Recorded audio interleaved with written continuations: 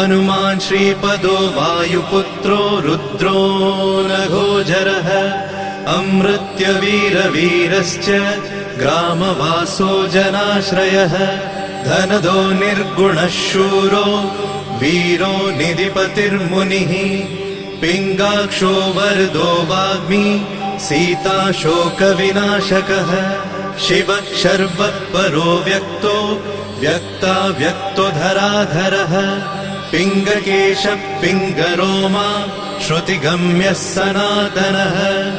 अनादिर्भगवान् देवो विश्वहेतुर्जनाश्रयः